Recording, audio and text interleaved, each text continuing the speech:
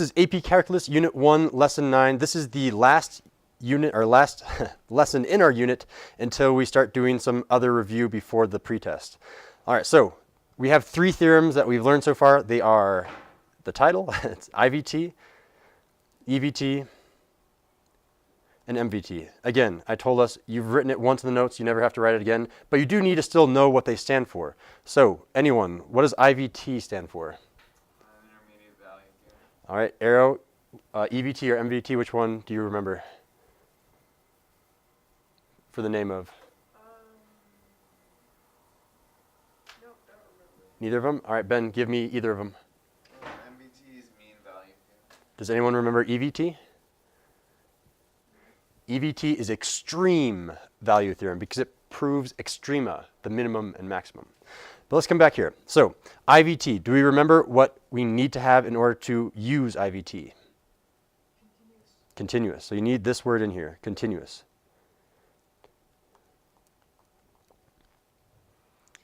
All right, and what does IVT prove?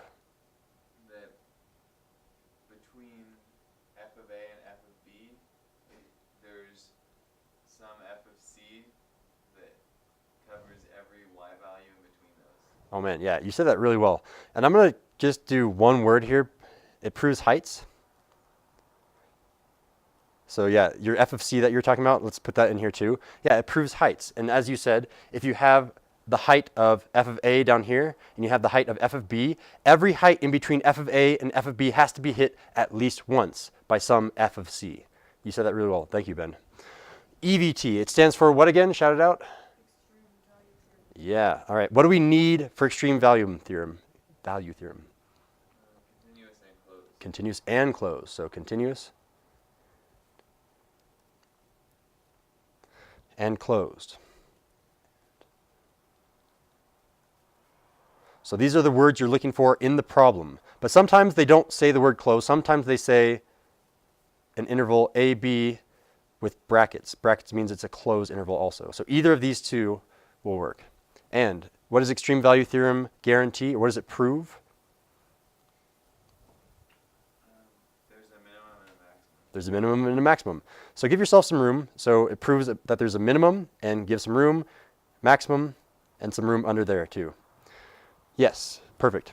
Now, additionally, you need to know the definition symbolically of what a min and a max are.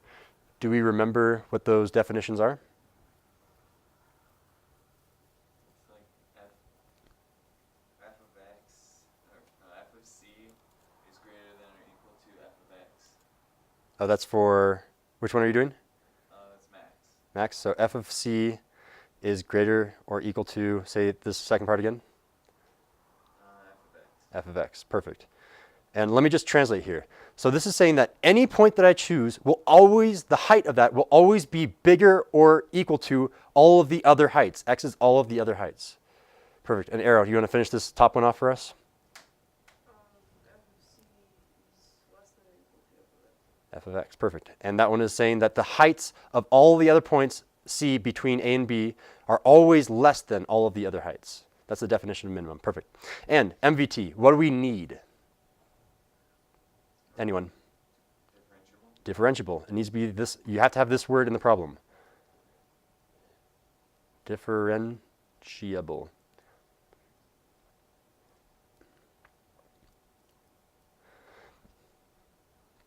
And then a note we're going to make on the side, because we've already talked about this, but we definitely need to review it. If it only says differentiable, am I allowed to use IVT? No. Well, maybe. No, maybe. Yeah, it's one of those. And maybe a yes. It's one of those 3 options. If it said, I'll repeat the question. If the function says, let f of x be a differentiable function along a, b, whatever, if it only says differentiable and it does not say continuous, can you use IVT? Well, differentiable means it's continuous. Bam, there it is. So you can, yeah, you said that perfectly. Differentiable, and I'll write this on the notes, differentiable, abbreviated, D-I-F-F, that implies that it's also continuous. So even if it says differentiable and not continuous, you can still use IVT, because part of the definition of differentiable is you don't have any discontinuities. So you have a continuous function. Perfect. And to end our notes, the bottom right-hand side, what does MVT guarantee? Anyone want to take a crack at it? This was from yesterday. F prime of C equals F of B minus F of A over F over B minus A. Yeah, that is perfect. That is the symbolic representation. I'm not going to write that down because it's in our MVT notes. I'm going to write down an even more abbreviated version. And then we have the graphical representation that that slope of the line, of the average line, has to be the slope of the tangent at some part of the curve between A and B. So all it guarantees is slopes. Specifically, that F prime of C is equal to what Ben just said, F of B minus F of A all over B minus A.